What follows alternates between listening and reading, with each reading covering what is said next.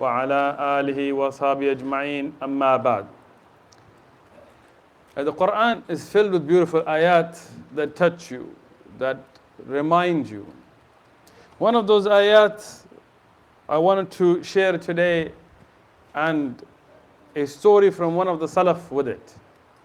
فقال سبحانه وتعالى بعد أعوذ بالله من الشيطان الرجيم بسم الله الرحمن الرحيم يا أيها الذين آمنوا لما تقولون ما لا تفعلون.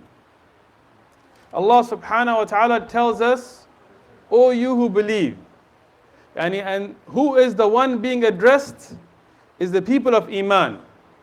آمنوا, not munafiqun, not kuffar, not Muslimun, but people of Iman. Then Allah subhanahu wa ta'ala tells them, or us, why do you say that which you don't do? Why do you say that which you don't practice?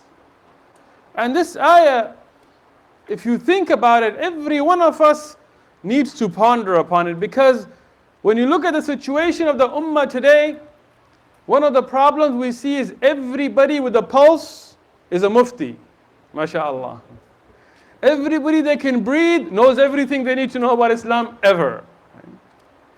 You will see somebody talking about this is wrong with the ummah, and this like this, and the Quran is like this, and the hadith is like this and this. And then you see they don't make the 5 times salawat. My grandfather, may Allah have mercy on him, when we would have big family gatherings and people would discuss Islam, he would say, which one of you make your 5 times salah? You can talk. If you don't do that, get out. You have no business talking about Islam. If you're not making that basic ibadah, subhanallah. In our ummah, this is the problem today. You see somebody sitting in a bar getting drunk and they're talking about, hadith. They're not reliable. What do you know about hadith? And then you see everybody wants to push Islam on everybody else. You get messages forwarded again and again and again from this WhatsApp and Facebook and Twitter. And alhamdulillah, it's good, use it for da'wah. But read it yourself first. Practice on it yourself. Don't forget yourself. Today everybody's wanting to give nasiha, but nobody wants to implement nasiha. And I'm saying that not wanting to discourage people from da'wah or nasiha.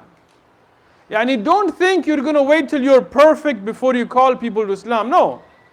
None of us are perfect. We all have shortcomings. But never forget to work on yourself. Because the day you figure out that everything in this beautiful Quran and these beautiful ahadith are for me, is the day at least yourself, you're good to go. And that's why I want to bring one story from the Sahaba. And this Sahabi, many of you will know him, Barra bin Mālik. Barra bin Mālik, he is the brother of Anas ibn Malik, radiyallahu anhuma. Anas ibn Malik, he's famous because he was the khadim of Rasulullah sallallahu alayhi wasallam.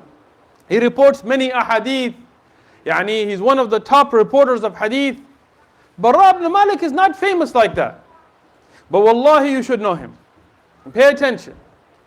Barra bin Mālik, he was such a Sahabi that when he became a Muslim, he wanted nothing but Shahada. That's all he wanted. Because he said, if these ayat that we recite about Jannah and these beautiful ahadith are true, which he believed, then he said, first foremost, I want it for myself. So when Abu Bakr radiyan would send him with an army, he would send him with a letter. And he would tell the Amir to read this letter first, secretly. So Barra didn't know what's in the letter, he would just give it to the Amir. They would say, do not put him as the Amir of anything. Because if you make him the Amir of anybody, he will take them and himself and just look for Shahada and you will not see him again. Barra bin Mālik radiyanhu, he was a mujahid, he fought a lot. In the battle against Musaylim al-Kadhdhab, the battle against the Murtadun, the people of apostasy, when they came to a standstill, and the people who are the kuffar had locked themselves in a garden, hadiqa, and they had closed the gates. It was very high, you couldn't get in. Khalid ibn Walid and the Sahaba, they were there, they're stuck. What do you do? Barra bin Mālik, he said, throw me over. Now think about this. There's an army inside who are waiting to fight, and by yourself, if you are thrown over, what are you going to do? It's just going to be a massacre. But Barra bin Mālik, he didn't say like we do today, you're good. You go ahead.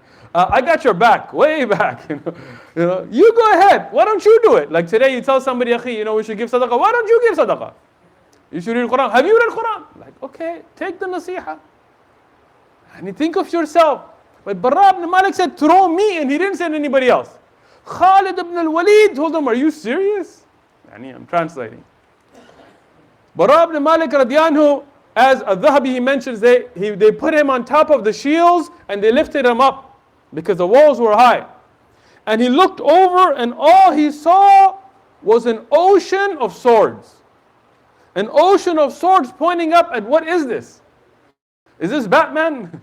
Is it Superman? No, it's not some fake cartoon character with underwear. This is a real person, a Sahabi. He saw these people, he jumped in, and by himself, Wallahi, Tariq is a witness for us. By himself, he pushed them back, he opened the gate until the people of jihad, they went in. He became a shaheed that day. He became successful that day. This is the thing. When we take ourselves to account, where we don't just talk but we act, this is the day we will find changes in this ummah.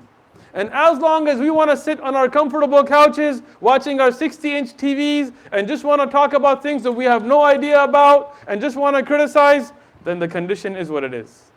May Allah subhanahu wa ta'ala give us the ability to practice on what we preach. Jazakumullahu khairan.